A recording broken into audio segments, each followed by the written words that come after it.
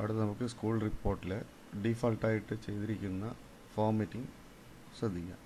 അതിനായി applications, school resources, IT practical റിസോഴ്സസിൽ click ചെയ്യുക.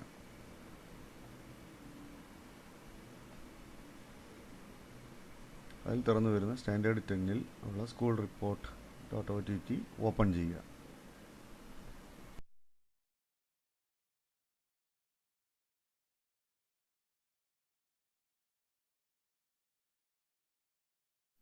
എന്നുള്ള ഹെഡിങ് സെലക്ട് ചെയ്യുക.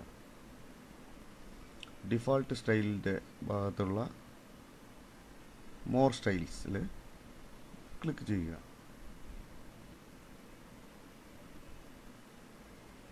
വലതു ഭാഗത്തായി വരുന്ന ഹെഡിങ്ങിൽ ആരോയിൽ ക്ലിക്ക് ചെയ്ത് കഴിഞ്ഞാൽ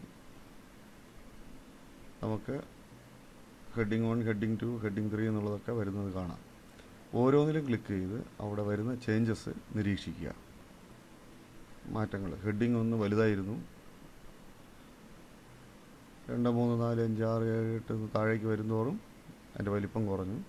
ഇത് ഡീഫാൾട്ടായിട്ട് അവിടെ ഉള്ളതാണ്.